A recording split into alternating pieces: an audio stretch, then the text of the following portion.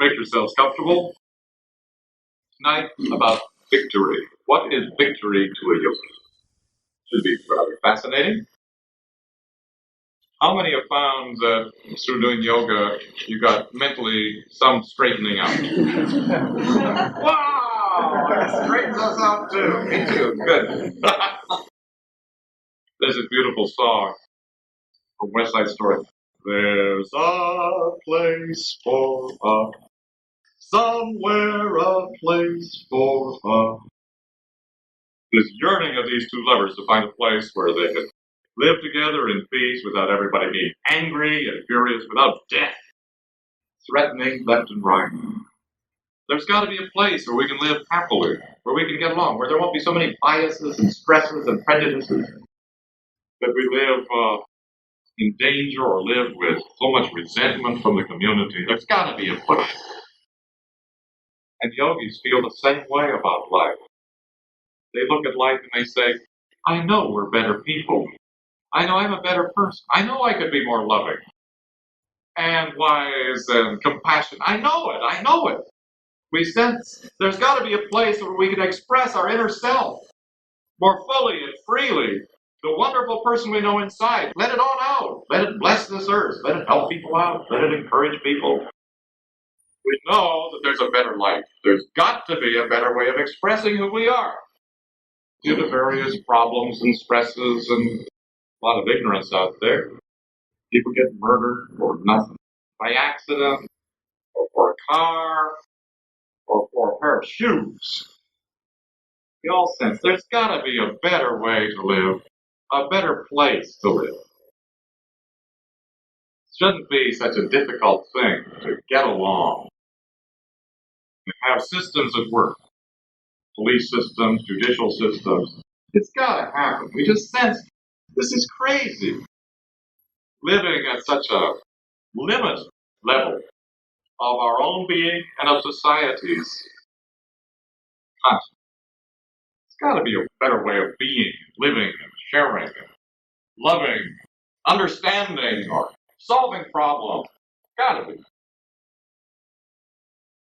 Yogis have generally felt this way throughout all the ages because they're seeking a world in which they can more fully and freely know themselves and be themselves.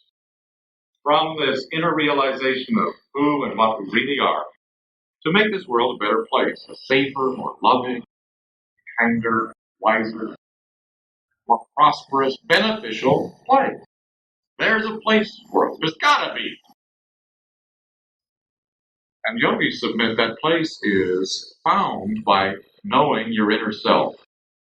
You can discover more fully what is within you. Find that place. Find it, know it, let it develop. It'll come out of you. And begin to make changes out here in this world of ours.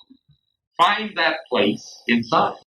That's the place to find. First place to find. Main place to find. That place within. Gandhi was a good example. Found that place within. He was able to change a whole nation situation in the course of history because he knew that place. And he began to be able to love people who were willing to knock his brains out. He just loved them anyway. Found that place. Well, I can't say what your particular expression is going to be, but as a yogi, chances are you know you could function more fully, and you know society could be a much finer, higher, more wonderful place to live in. You just know it. And that yearning, yogis say, is a very great thing. That yearning, if we're allowed to feel it and let it move within our being, lifts us up, changes us, fulfills what we have deep within our being. And here we are, alive and kicking, paying rent already, may as well express it. Those who find this inner place and express it in daily life most of the time, comes on out of it, are said to experience Jaya. Jaya. Jaya. It means victory. And that's an exhortation throughout yoga. May your inner self be known and expressed. May you have Jaya. May you have victory. Victory to you. So again and again you hear Jai devotee, means victory to the devotee. Jai, victory, victory. Jaya or Jaya. Jai, Jai.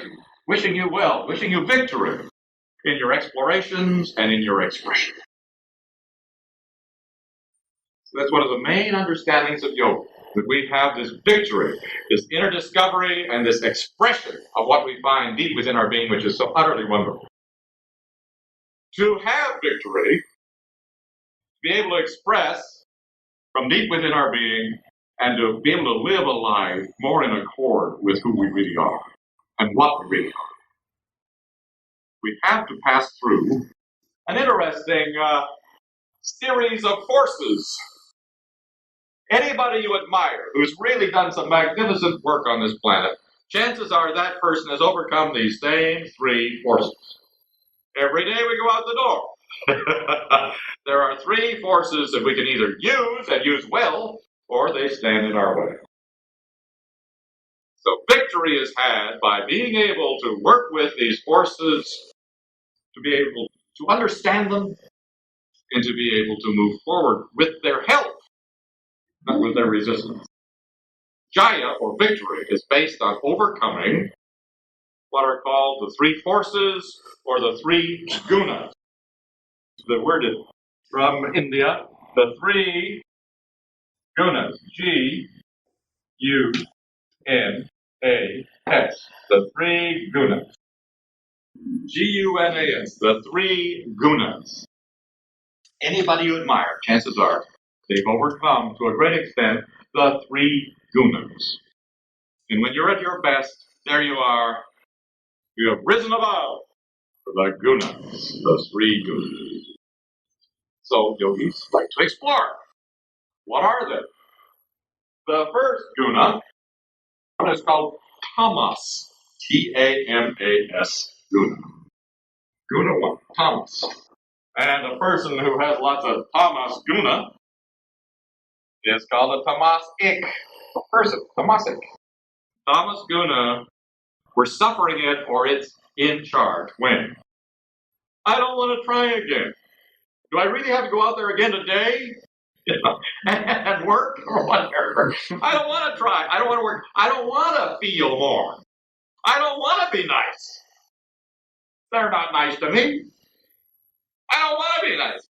I don't want to think. I don't want to feel. I don't want to try. I don't want to get busy. I don't want to.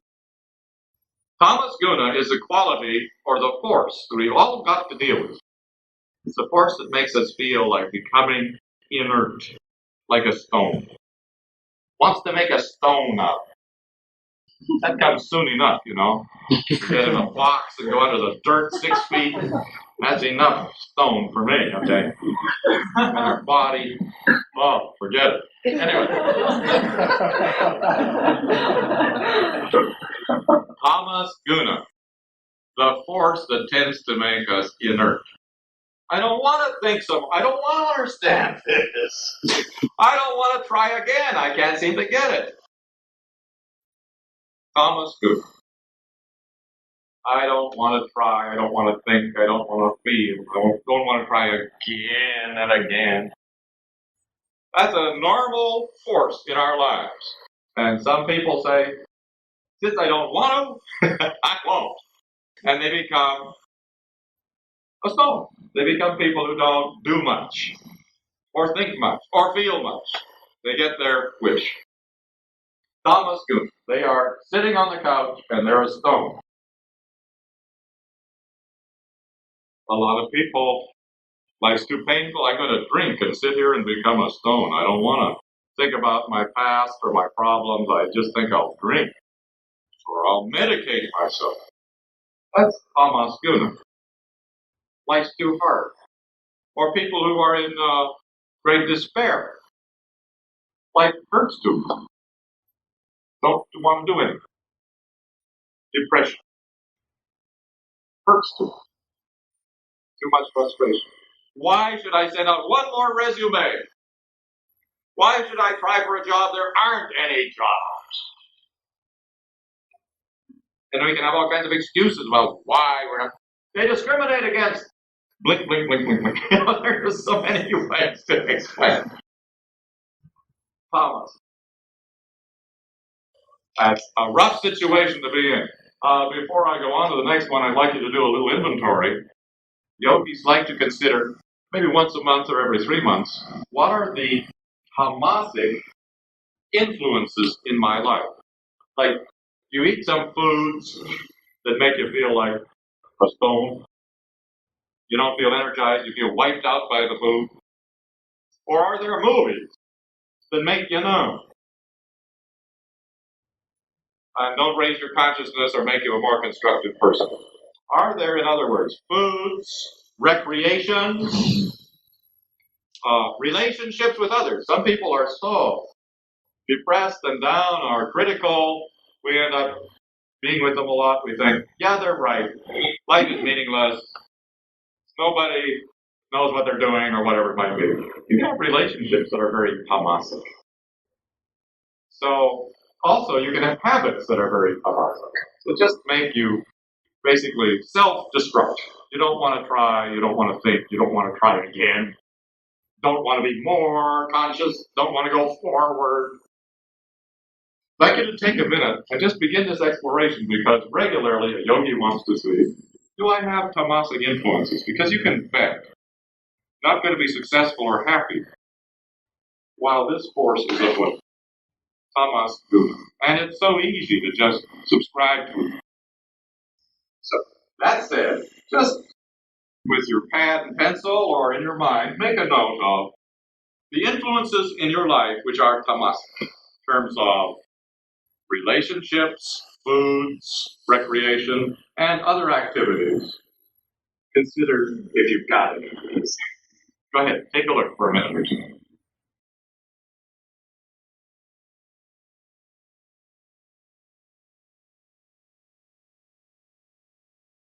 So, be on the lookout for tamas guna. It'll get you. Some stories came to mind. One is you can be quite intellectual and fortunate in life. Like the Yale shirt reminded me of the time I was in the Yale classroom. I was amazed to hear all these students feeling that there was this dumb poet. At first, I didn't know who they were talking about because I hadn't heard the name. They say, he's lost it, he can't write anymore, and he's, basically, yeah, he was a good poet, but he's no good. And what I found out generally there, among the playwriting students, they felt they were better than Tennessee Williams, they were better than everybody. One day, our teacher said, basically, you can't beat the arrogance of young intellectuals, basically. You just can't beat it. They're so utterly dumb, it's pitiful. You're going to write all your lives and never come close to being as good as Tennessee Williams. Never! You just don't have it, but you think you're better. You strange people. Anyhow, they were running down this poet. And then I heard the poet's name. It was W.H. Auden. And they weren't going to go listen to the guy. He'd come, from Austria or whatever. He was on campus, and he was just going to read. You could just go and sit and hear one of the world's greatest poets.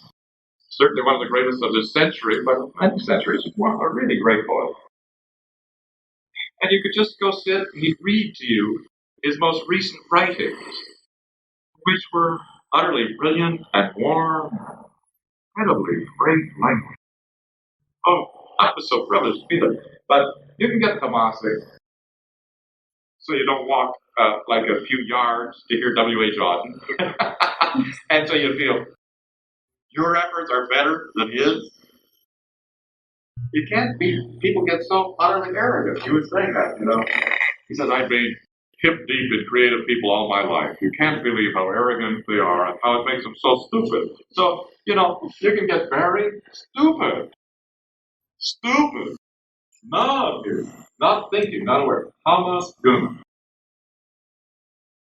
Another example of tamas guna, because people who go to India and people from India who live there comment that it's a tamasic nation quite often.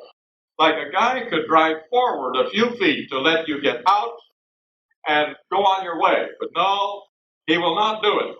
He's suffering, you will suffer. And that very often happens. Just kind of this, what's your hurry? So it's exasperating when people just stubborn. Stubborn people, tamasic people. They're not moving. They're not yielding. They're not growing. Stubborn, tamasic. Can't you see I'm trying to be concrete like the sidewalk?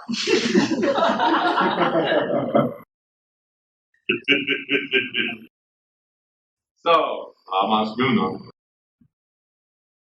The next force. Okay, what's the good of tamas guna? It enables you to have a body that has density.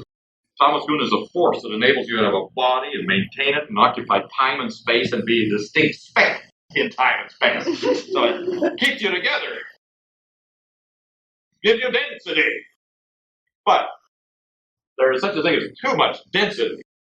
Like emotional density, mental density, social density. That's the only problem.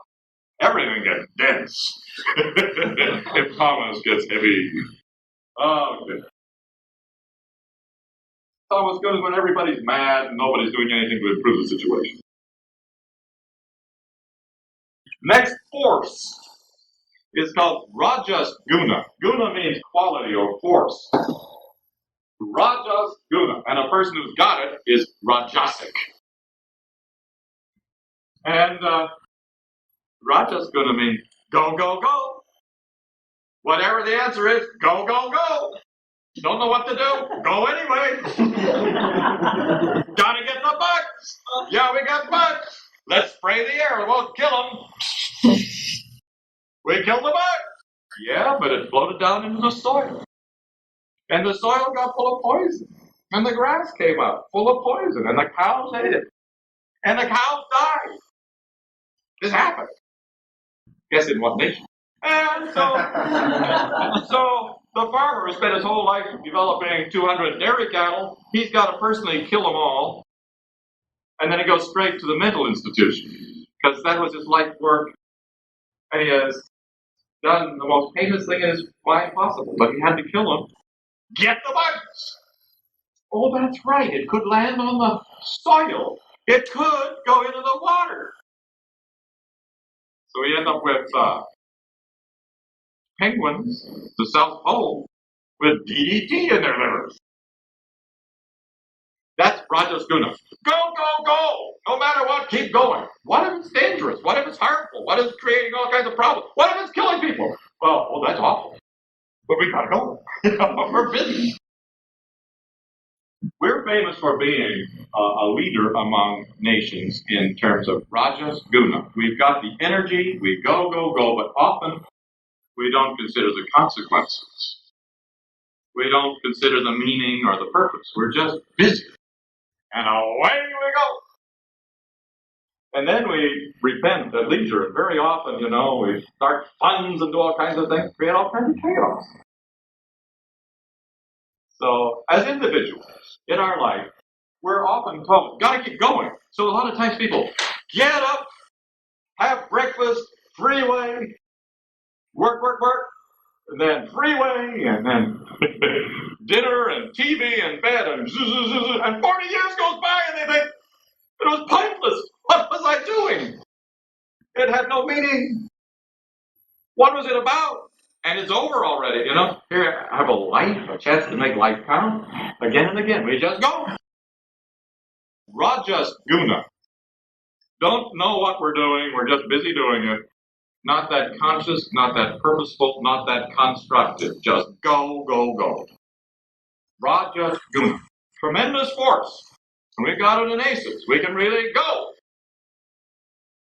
But very often, we don't get ahead. Like so many people with debt.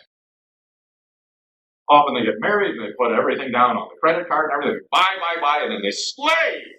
And they're apart from one another most of the time to pay the bills. They wanted to be together. Now they're both going in these directions to pay the bill. Finally they get them paid. Just because, let's buy something else. They drive farther away. Or they got to get better cars to go farther away from one another. Rajas guna. When you're looking at your life and it's just go, go, go, and you don't feel like you're making progress or doing what you want or doing something worthwhile, or helping the planet in some way, that's called Rajas Guna, that powerful force, that Rajasic force. Now, yogis like to look at themselves quarterly or monthly, especially at the beginning. They like to spend a morning thinking about this through, like on a Saturday morning. And so we'll just get a little taste of it now. What are, if any, Rajasic influences in your life? Like TV is very Rajasic. It just, well, sometimes it gets very tamasic. Makes you just not thinking blah, blah, on the couch in your house. There's nothing wrong with rest and relaxation. Nothing wrong with that at all. It's just what's it doing to your consciousness. So the idea is very often you're surrounded by prompting to be very Rajasic. What are the Rajasic influences? We're going to do an inventory in your life in terms of foods that make you just go, go, go. In terms of friendships and relationships, in terms of recreation, and in terms of your other activities. Do you have Rajasic influences? So many people live their lives, they look back and think, I was busy. What about, I don't know. What for, I don't know. What a mystery life must be. So, take a look now, brief inventory. What are the Rajasic influences in your life? Look a moment. See if you can sense them. What are they? Just identify. Often called mindlessly active. Mindlessly active. Or active without real purpose or progress. Like the story I tell in one of the classes, so please look like you haven't heard it before when I bring it up. I don't know when I'll even fall. This guy, he's got like $252 million. He just works 16 hours a day. His kids hate him. His wife hates him. She's left him. The kids are pretty much gone. They don't see him. And the buddy says to him, look, like you've got $252 million. You still work 16 hours a day, and your own family hates you.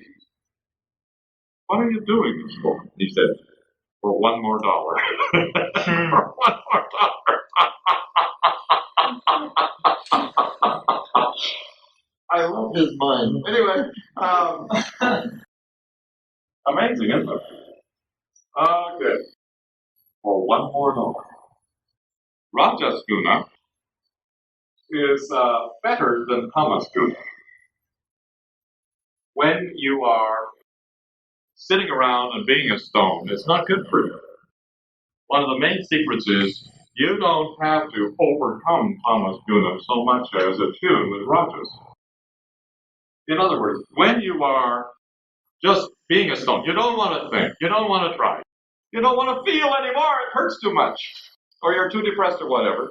Psychiatrists in Los Angeles are recommending this, and it's certainly yogic. Get busy and do something. Just clean the carpet, clean the patio, clean your room, clean the garage, go roller skating, walk to the park, climb a tree, do something, do something. Take photographs, get out your piano music, do something. And the thing is, if you'll just sense within your being these forces, and we'll show you how soon, how to sense these forces, whenever you're tamasic, rather than getting, when you go to sleep and you get refreshing sleep, that's not being tamasic. When you have recreation that's restful, that's not tamasic. Tamasic is where you don't want to think and feel and grow and act and be constructive. Nothing wrong with recreation that renews, sleep that renews. That's not being tamasic. Tamasguna is the quality that makes you stone-like in body, mind, emotions, and ego. Stone-like.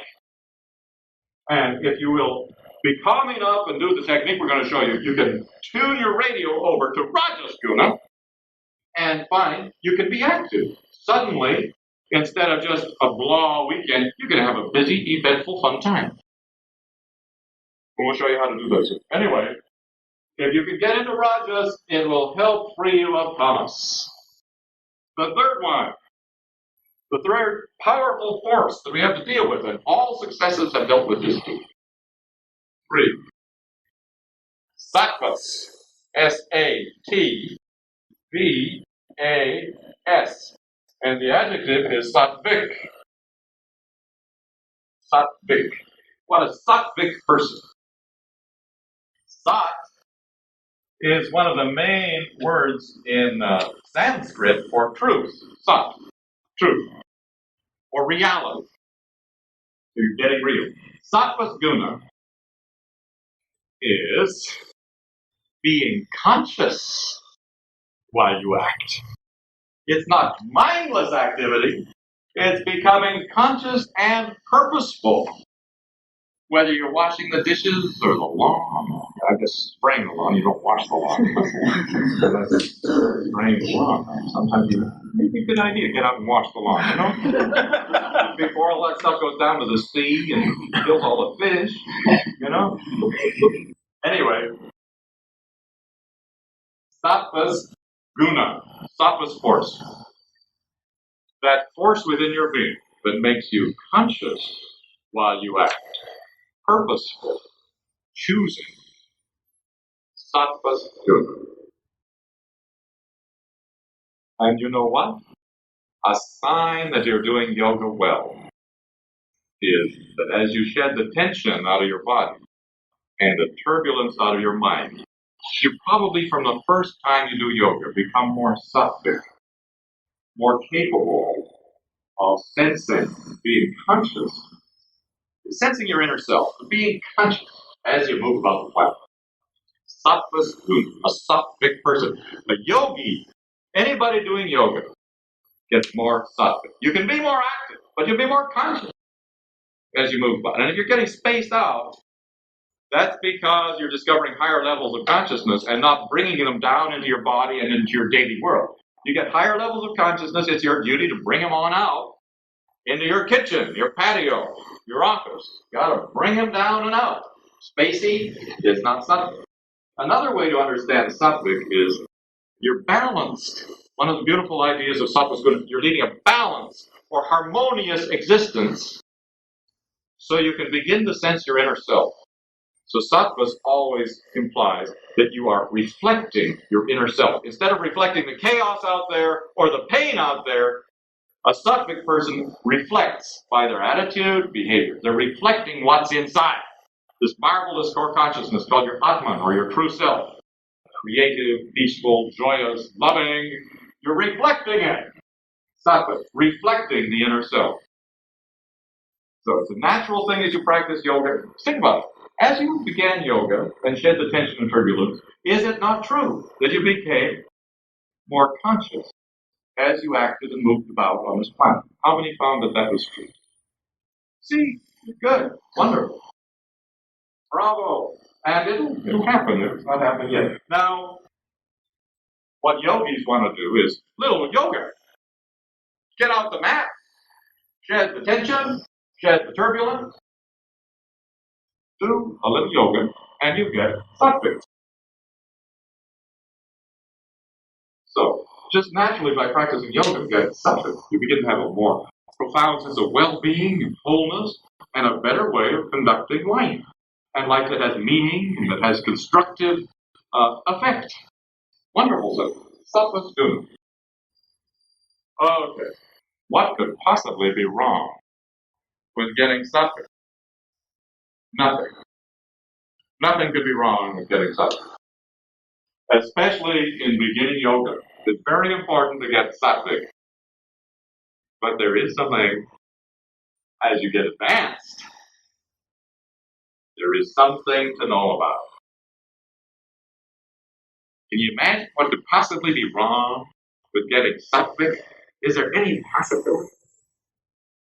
Do you know? Go ahead. But you're straining to become sattvic. You're trying too hard. That's true. If you try too hard, then you're getting more rajasic. Sattva has to be something that's more natural as a result of shedding tension and shedding turbulence. If you're trying really hard to do it, you're being rajasic about getting sattvic. This applies not only to the mind, but the emotions and your ego as well. So when you do it properly, you should get sattvic without the mind taking over too much. What you want to get in sattvic state is harmony of mind and emotions. They want to be harmonious. But you can get too mental. Probably that's letting your mind be rajasic. If your mind takes over too much, your mind being rajasic. I was going to tell you the main thing wrong with sattva's guna.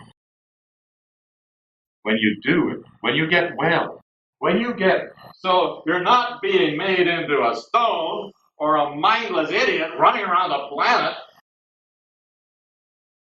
You get this balance, this harmony, and you're suffering. And you're reflecting your inner self. You begin to feel wonderful. Your sense of well-being is profound. I've never felt this good. I don't need to go out tonight. I'm happy already, you know? We shouldn't have to chase around and always have to be entertained by someone or something. We shouldn't always have to have the TV on. We should be able to sit in the chair and still be happy. Should be a positive state to just sit in the chair or to take a walk. Shouldn't be thinking, I shouldn't be doing this. I wish I were doing such and such other exotic, exciting thing. So, sattvic people begin to really enjoy the well-being that comes natural from leading a harmonious life. The only problem is you get carried away. It feels so good. The sense of well-being goes on and on and on, grows and blossoms, develops. Get addicted to feeling good. Maybe you've never felt so good. Probably not. You get addicted to feeling good. So you don't want to do things that don't feel good. You don't want to do activities that might be good for you, that involve austerity or some difficulty, because you already feel good. Why meet new people? Why take risks? I'm feeling good. So what happens is you can get addicted in sattva's guna. You can get addicted so that you just sit around and gradually you become down the laundry chute. Tamasa, you go all the way from here to back to tamas guna. And now you don't feel so good because you ignored your health or your well-being or your relationship or paying your bills or whatever it might be.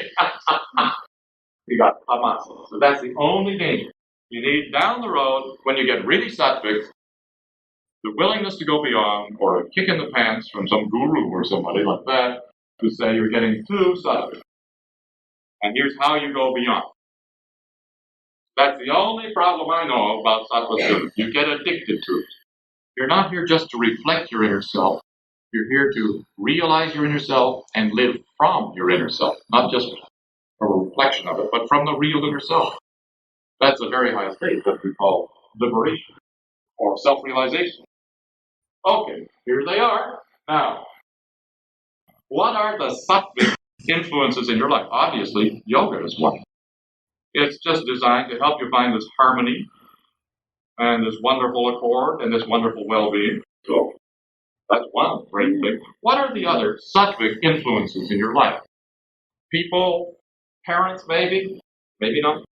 Entertainments, work. What if your work is really sattvic? Some of you have jobs, just love to work with the soil or love to work with art or what, Anyway, I'd like you to take a moment and say to yourself and do a beginning inventory. Spend a whole morning sometime. Do a beginning inventory. What are the sattvic influences in my life at present time? Take a peek.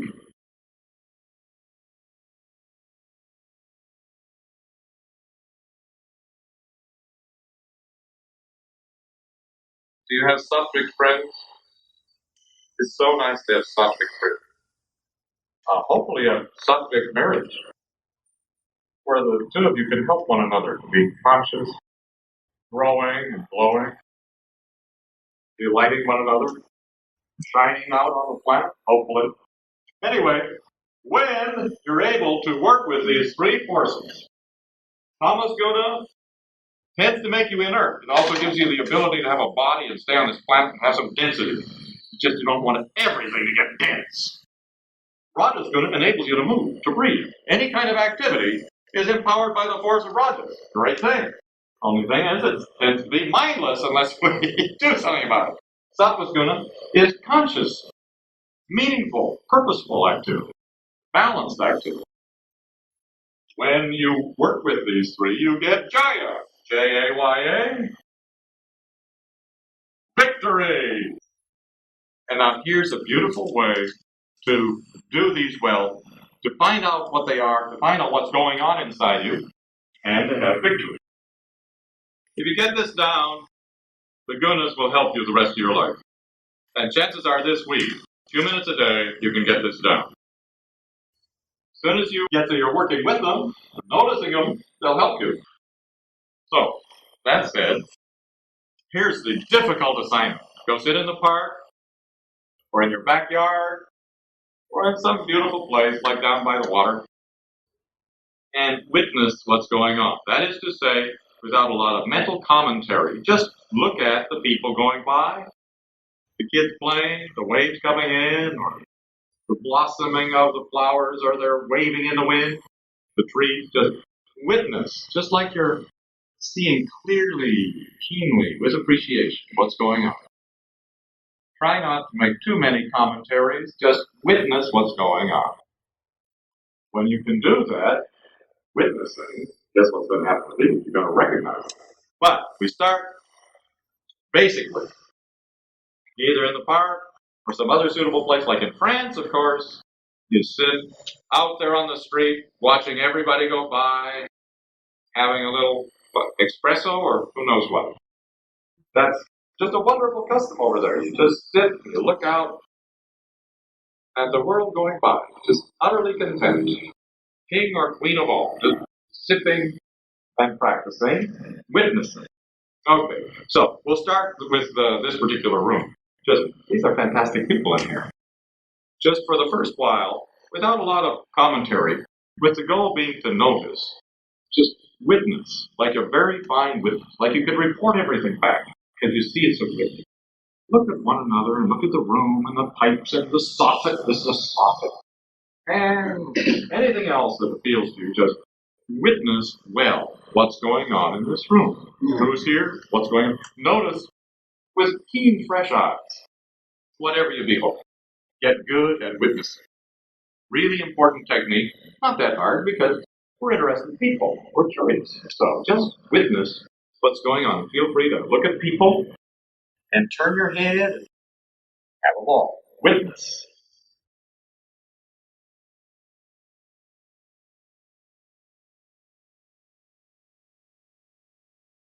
So your assignment is to just go to the park or look out your window and witness at least 5 minutes a day this week.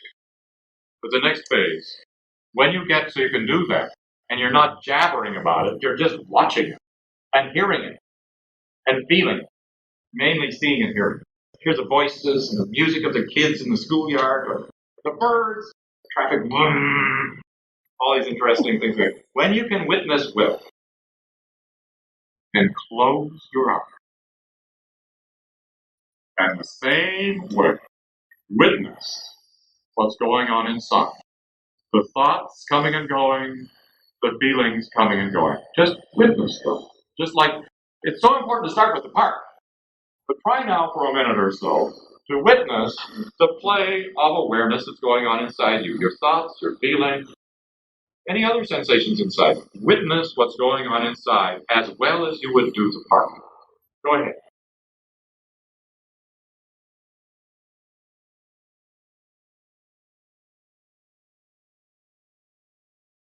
All right.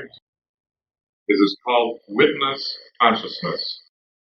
Please don't think it's simple, although it probably is. Do it in the park so you can witness clearly, appreciatively what's going on in the park, or at the beach, or out your window. Do it really well. When you can do that well, then you're ready to witness what's going on in your thoughts, feelings, your sensations. Close your eyes and witness within. When you've got this skill, you can see the gunas clear as a bell. You can just see them and tune in.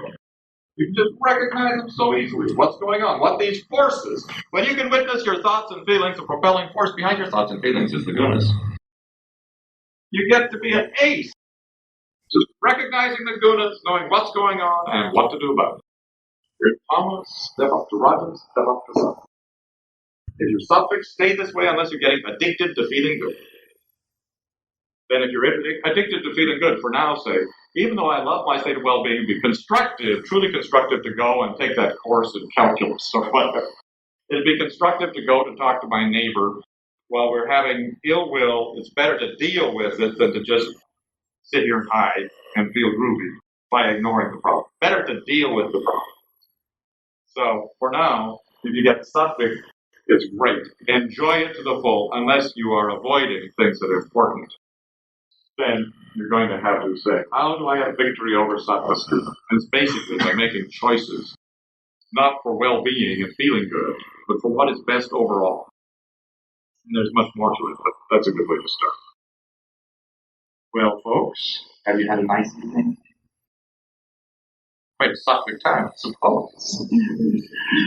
And have a wonderful week. Take good care of yourself.